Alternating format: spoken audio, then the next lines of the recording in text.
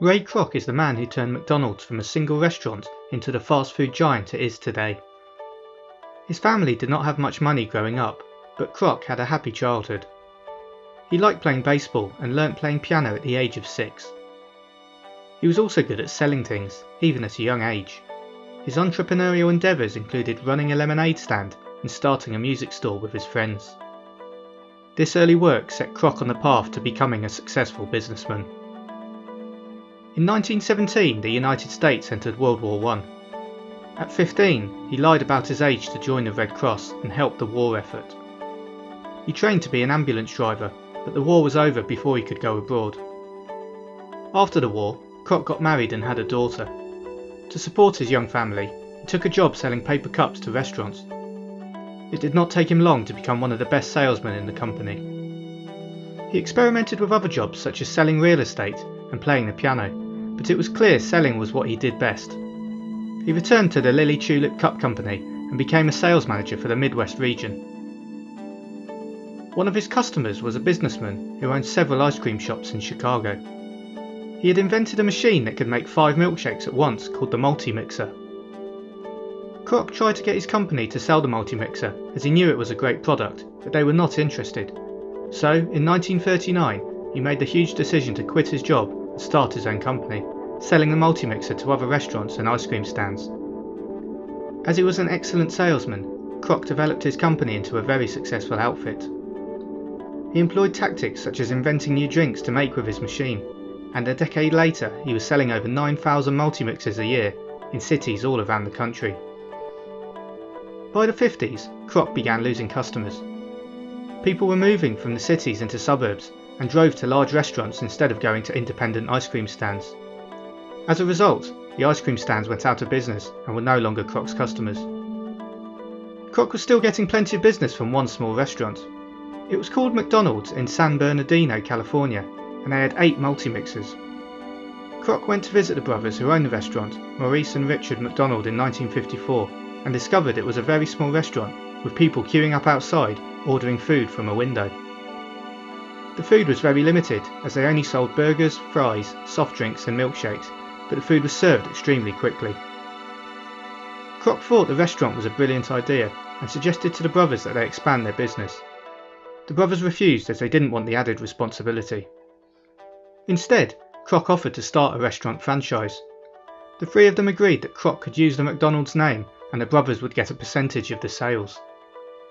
In 1955, Kroc started his franchise company, McDonald's System Incorporated, and opened his first McDonald's in Des Plaines in April that year. The McDonald brothers taught him how to run the restaurant like they did, including how to prepare and serve the food in such a quick way, thanks to an efficient setup in the kitchen. On the restaurant's first day, Kroc made $366. He worked extremely hard at his restaurant to ensure it was a success, from picking up rubbish outside to make the restaurant look attractive and clean, to training his workers to remember quality, cleanliness and service were all important. Kroc also helped other people set up new McDonald's restaurants as franchises. In the first year he sold 18 franchises, and by 1957 there were 40 McDonald's. Consistency was important to Kroc. As well as each restaurant being called the same, he wanted every customer to have the same experience, so there were many rules to follow for each franchise owner. The menu had to be the same, and each item on the menu had to be prepared the same way, regardless of which restaurant a customer was eating in. This strategy worked, and some franchise owners were making more money than Kroc was. Kroc's next step towards success was to set up a real estate company.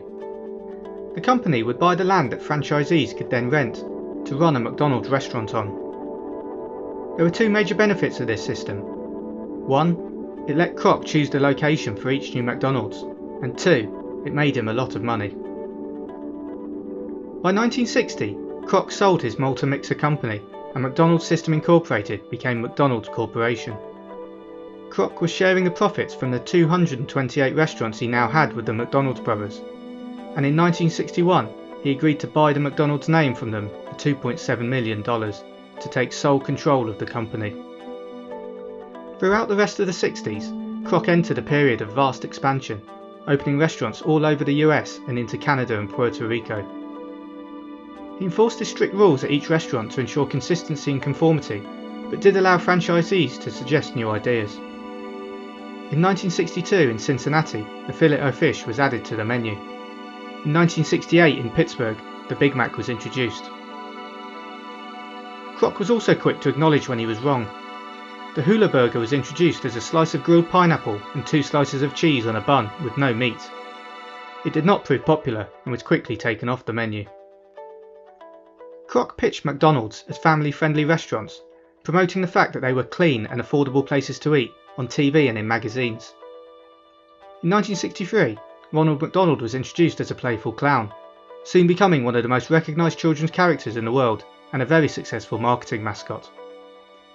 Many of his restaurants also introduced play areas where children could have fun to maintain the family-friendly theme. 1979 saw the rollout of Happy Meals to each McDonald's. Each meal included a small toy and proved extremely popular with children. It therefore was also an extremely powerful marketing tool, allowing tie-ins with films, TV shows or toy brands. Kroc became extremely wealthy from McDonald's and donated part of his fortune to charity through donations and other charitable activities. He started the Kroc Foundation in 1969 to raise money to help fight diseases such as diabetes, arthritis and multiple sclerosis. Kroc retired as CEO from the McDonald's Corporation in 1973, but still stayed active on the board of directors and carried on working for McDonald's until he died in 1984. His legacy continues to this day, and the company has over 36,000 restaurants in 119 countries. Ray Kroc's simple idea of making food fast, convenient and consistent has changed the way many people eat forever. His hard work, skill as a salesman and interest in innovation has helped McDonald's become one of the greatest business success stories in the world.